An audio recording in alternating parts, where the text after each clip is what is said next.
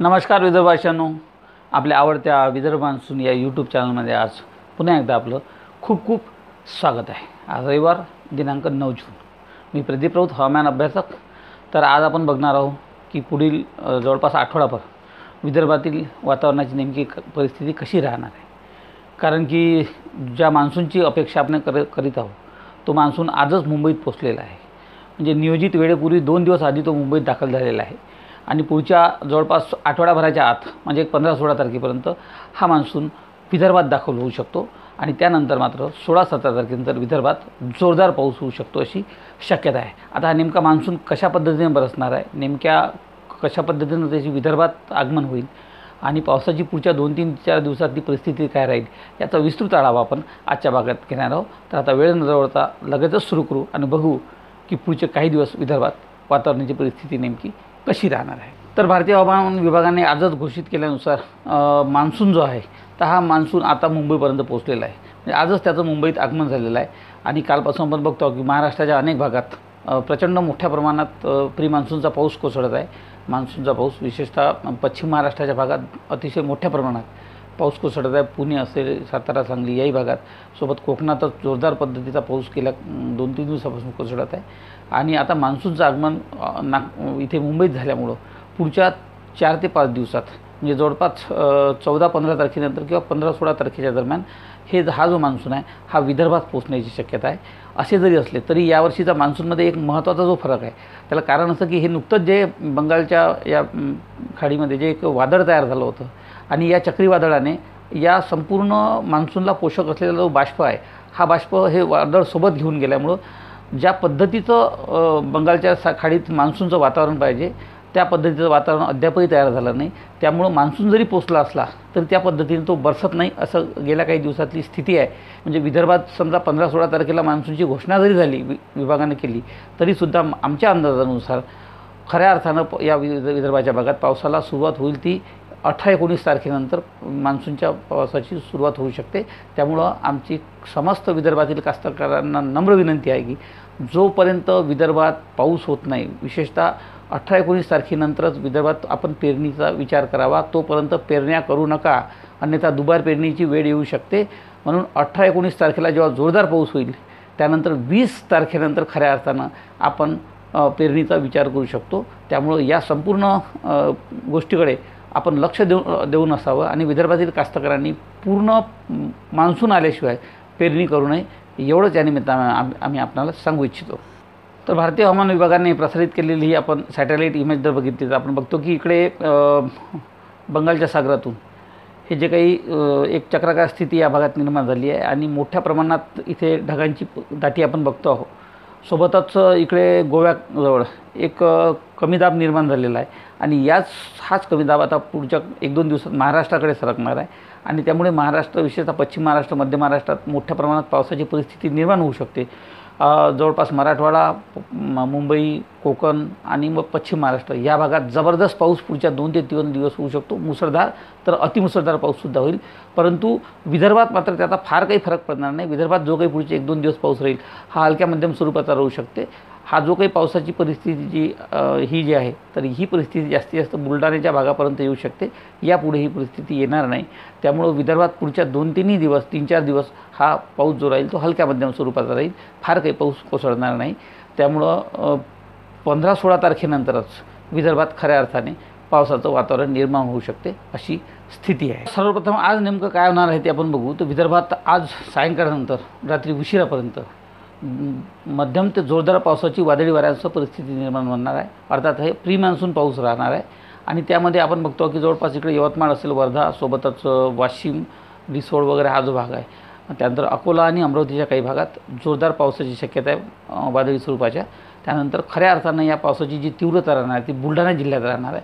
आपण बघतो की जवळपास लोटान, चिखली वगैरे हा जो भाग आहे तर मेहकर वगैरे या भागात जबरदस्त वादळी पाऊस होण्याची शक्यता आहे। आज रात्री उशिरा आणि पहाटेपर्यंत अनेक ठिकाणी बुलढाणा जिल्ह्याच्या जवळपास तालुक्यांमध्ये जोरदार वादळी पाऊस होऊ शकतो। सोबतच अकोला, अमरावतीच्याही काही भागात पाऊस होऊ शकतो। यानंतर यवतमाळ, वाशिम, नागपूर या जिल्ह्यामध्ये मध्यम ते हलक्या स्वरूपाच्या सरी होऊ शकतात. वादळी पावसाचा असा प्रभाव हा आज सायंकाळनंतर रात्री उशिरापर्यंत जाणवू शकतो अशी शक्यता आहे. विस्तृतपणे जर जाणून घ्यायचा गेल्यास आपण आज बघू शकतो की आज नागपूरचा हा जो भाग आहे, विशेषतः नागपूरचा हा जो उत्तरेकडचा जो भाग, त्यामध्ये सावनेर, रामटेक, मौदा, काटोल वगैरे हा जो भाग आहे, सोबतच इकडे नरखेड वगैरे हा संपूर्ण भाग आहे, इकडे मुलताईपर्यंत मध्य प्रदेशच्या, तर या भागात हलक्या मध्यम ते जोरदार स्वरूपाचा वादळी पाऊस होऊ शकतो. सोबतच नागपूरच्या काही भागात उर्वरित तालुक्यांमध्ये असेल, हिंगणा, धामणा, पाचगाव वगैरे याही संपूर्ण भागात म्हणजे नागपूर जिल्ह्याच्या अनेक भागात हलक्या मध्यम पावसाच्या सरी आज सायंकाळनंतर रात्री उशिरापर्यंत होऊ शकतात. त्यामध्ये कोंडाळी असेल, हिंगणा, धामणा असेल, कुही असेल, भिवापूर असेल, उमरेड असेल, याही भागात हलक्या मध्यम स्वरूपाचा पाऊस होऊ शकतो. सोबतच भंडारा जिल्ह्याचा तुमसर, तिरोडा या भागात अतिशय हलक्या स्वरूपाच्या सरी होऊ शकतात. तर रात्री भंडारा आणि गोंदिया जिल्ह्याच्या भागात रात्री उशिरानंतर मात्र पावसाची शक्यता आहे. साकोली तालुक्यातही जोरदार ते मध्यम स्वरूपाचा वादळी पाऊस होऊ शकतो आज. तर आपण बघतो की गोंदिया जिल्ह्यामध्ये आज रात्री उशिरा म्हणजे मध्यरात्रीच्या जवळपास किंवा रात्री 11-12 वाजतानंतर गोंदिया जिल्ह्यामध्ये जोरदार पाऊस होऊ शकतो. विशेषतः गोंदिया, तिरोडा, आमगाव, गोरेगाव हा जो भाग आहे, तर या भागात जबरदस्त असा वादळी पाऊस होऊ शकतो आणि याचं प्रमाण जास्त राहू शकतं. गडचिरोली, गोंदियामध्ये फार काही पावसाची शक्यता नसली तरीसुद्धा गडचिरोलीमधील चामोर्शी, शिंदे वगैरे या भागात हलक्या मध्यम पावसाच्या सरी होऊ शकतात. सोबतच मुलचेरा, एटापल्ली याही भागात हलक्या मध्यम स्वरूपाचा वादळी पाऊस होऊ शकतो. तर चंद्रपूरच्याही काही भागात अतिशय तुरळक प्रमाणात पावसाची शक्यता आहे.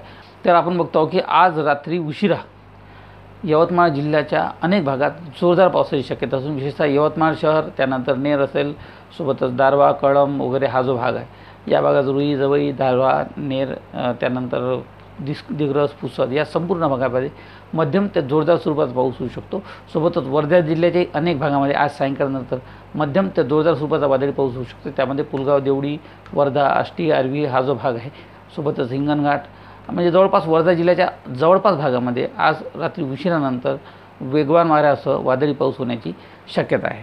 तर आपण बघतो की आज रात्री उशिरानंतर इकडे नागपूर जिल्ह्याचा हा जो कोंडाळी वगैरे हा जो भाग आहे, कोंडाळी, काटोल याही भागात जोरदार पावसाची शक्यता असून वर्धा जिल्ह्याचाही पुलगाव, आर्वी, आष्टी वगैरे हा जो भाग आहे, या भागात मध्यम ते जोरदार स्वरूपाचा वादळी पाऊस होऊ शकतो.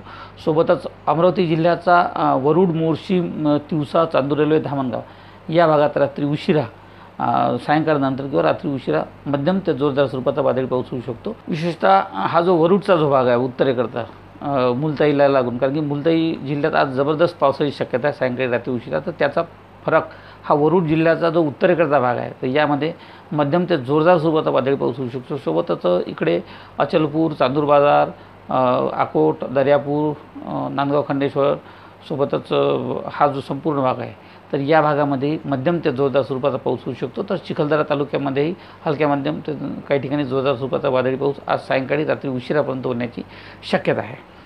तर अकोला जिल्ह्याच्या बहुतांश भागामध्ये आज बहुतांश तालुक्यामध्ये जोरदार मध्यम स्वरूपाचा वादळी पाऊस होऊ शकतो. विशेषतः अकोला शहर असेल तर या भागात आज रात्री उशिरा जोरदार वादळी पावसाची शक्यता असून अकोला, पातूर, मूर्तिजापूर हा संपूर्ण भाग आहे, रिसोड वगैरे, तर या भागात मध्यम ते जोरदार स्वरूपाचा पाऊस होऊ शकतो.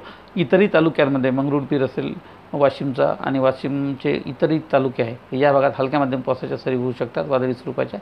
सोबत अकोला जिल्ह्याच्याही जवळपास भागामध्ये अकोट, तेल्हारा ह्या संपूर्ण भागामध्ये हलक्या मध्यम स्वरूपाचा वादळी पाऊस आज रात्री होण्याची शक्यता आहे. खऱ्या अर्थाने आज जोरदार जो पाऊस होणार आहे तो बुलढाणा जिल्ह्यात होणार आहे. आज रात्री उशिरा बुलढाणा जिल्ह्याच्या अनेक भागात, विशेषतः हे जे दक्षिणेकडचे जे तालुके आहेत त्यामध्ये चिखली असेल, लोणार असेल, मेहकर असेल, या भागात जबरदस्त असा वादळी पाऊस होण्याची शक्यता आहे.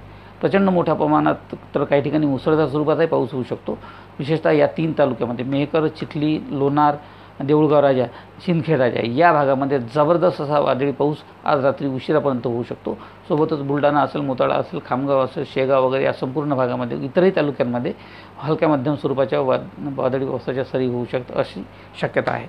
यानंतर जर आपण उद्या 10 तारखेचा अंदाज जर घेतला तर आपण बघतो की 10 तारखेला उद्या बुलढाणा जिल्ह्यात पुन्हा एकदा याच तालुक्यांमध्ये म्हणजे काय म्हणतो आपण त्याला, लोणार, सोबतच चिखली, मेहकर, देऊळगाव राजा, शिंदखेड राजा या तालुक्यांमध्ये जबरदस्त असा वादळी पाऊस पुन्हा एकदा होऊ शकतो उद्या आजच्याप्रमाणेच 10 तारखेला. सोबतच उर्वरित भागातही बुलढाणा तालुक्याच्या हलक्या मध्यम वादळी पावसाच्या सरी होऊ शकतात. तर उद्या 10 तारखेला अमरावती जिल्ह्याच्या सुद्धा अनेक भागामध्ये, विशेषतः दर्यापूर, अंजनगाव, सुरजी, इकडे परतवाडा, चिखलदरा या भागात मध्यम ते जोरदार स्वरूपाचा वादळी पाऊस होऊ शकतो. अनेक ठिकाणी मुसळधार पाऊससुद्धा होऊ शकतो रात्री उशिरानंतर 10 तारखेला अशी एकंदरीत स्थिती आहे. त्यानंतर यवतमाळ असेल, वाशिम असेल या भागात हलक्या मध्यम पावसाच्या सरी उद्या होऊ शकतात अशी शक्यता आहे. तर मंगळवारी म्हणजेच 11 जूनला पुन्हा एकदा विदर्भाच्या भागात हलक्या मध्यम ते काही ठिकाणी जोरदार स्वरूपाचा वादळी पावसाची शक्यता असून आपण बघतो की जवळपास 11 तारखेला सायंकाळनंतर रात्री उशिरापर्यंत बुलढाणा जिल्हा, अकोला जिल्हा, अमरावती सोबतच वाशिम, यवतमाळ, नागपूरचा काही भाग, भंडारा, चंद्रपूर, गोंदिया, वर्धा म्हणजे जवळपास विदर्भाच्या जवळपास भागामध्ये हलक्या मध्यम ते जोरदार स्वरूपाचा वादळी पाऊस रात्रीसुद्धा येथे दाखवण्यात आला आहे. आणि त्याचप्रमाणे बुलढाणा जिल्ह्यात पुन्हा एकदा 9-10 तारखेप्रमाणे 11 तारखेलासुद्धा बुलढाण्यात रात्री उशिरा त्याच 3 तालुक्यांमध्ये लोणार, शिंदखेडराजा आणि मेहकर, देऊळगर राजा या 3-4 तालुक्यांमध्ये जबरदस्त असा वादळी पाऊस होण्याची शक्यता आहे. सोबतच अमरावती जिल्ह्याचाही हा जो भाग आहे त्यामध्ये दर्यापूर असेल, नांदगाव खंडेश्वर असेल, सोबतच इतरही भागामध्ये मध्यम ते जोरदार स्वरूपाचा वादळी पाऊस होऊ शकतो 11 तारखेला रात्री उशिरानंतर. तर बुधवारी 12 तारखेला आपण बघतो आहोत की विदर्भाच्या भागात हलक्या मध्यम स्वरूपाच्या पावसाच्या सरी होण्याची शक्यता आहे. अर्थात हा वादळी पाऊस राहील आणि प्री मान्सूनचा हा पाऊस राहील. त्यामध्ये बुलढाणा, अकोला, वाशिम सोबतच अमरावती, यवतमाळ, वर्धा, नागपूर असेल, सोबतच इकडे भंडारा, गोंदियाचा काही भाग असेल, गडचिरोलीचा भाग असेल, तर या भागात तुरळक स्वरूपाच्या तर काही ठिकाणी मध्यम स्वरूपाचा वादळी पाऊस होऊ शकतो 12 तारखेला बुधवारी. मात्र या सर्वांमध्ये एक गोष्ट उल्लेखनीय आहे ती म्हणजे आपण बघतो की सातत्यानं म्हणजे बुलढाणा जिल्ह्यातील हे जे 3-4 तालुके आहेत त्यामध्ये लोणार, शिंदखेडराजा सोबतच मेहकर आणि चिखली या भागामध्ये 10 तारखेपासून तर सलग 13-14 तारखेपर्यंत सातत्याने जोरदार स्वरूपाचा वादळी पाऊस होऊ शकतो आणि मोठ्या प्रमाणात पाऊस या 4 तालुक्यांमध्ये सलग 3 ते 4 दिवस होऊ शकतो अशी शक्यता आहे. तर 13 तारखेला म्हणजे गुरुवारी पावसाचं प्रमाण पूर्वेकडे कमी राहील. म्हणजे भंडारा, गोंदिया, गडचिरोली जिल्ह्यात या भागात फारसा पाऊस राहणार नाही. चंद्रपूर, नागपूरमध्ये सुद्धा फार काही पावसाचं प्रमाण राहणार नाही.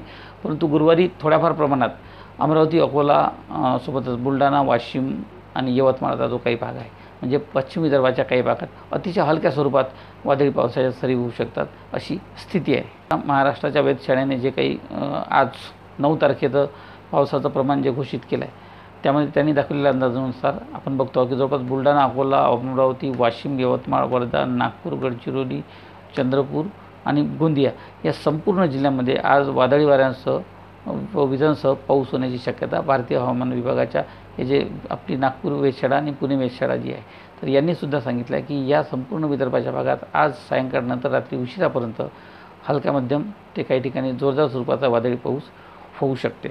तर त्यामुळे आपण एक लक्षात घेतलं पाहिजे की पुढच्या काही काळात म्हणजे पुढच्या आठवड्यातभर विदर्भात पावसाच्या सरी होईल, परंतु त्या प्री मान्सून असेल आणि तो पाऊस फार कमी प्रमाणात राहील. त्यामुळं कोणत्याही परिस्थितीत जोपर्यंत विदर्भात मान्सून सक्रिय होत नाही तोपर्यंत कोणत्याही परिस्थितीत विदर्भातील कास्तकारांनी पेरणी करण्याची घाई करू नये. कारण की पेरणी जर पुन्हा अशा परिस्थितीत जर केली आणि पाऊस पडला नाही तर पुन्हा पेरणीची पाळी येते आणि नंतर पश्चातापाची पाळी येऊ शकते. त्यामुळं कोणत्याही परिस्थितीत 17 जूनच्या आधी विदर्भातील कास्तकारांनी पेरण्या करू नये. ज्यांच्याकडे पाण्याची व्यवस्था असेल त्यांनी 17-18 तारखेनंतर रिस्क घेतली थोडीफार तर ठीक आहे, समजू शकतो.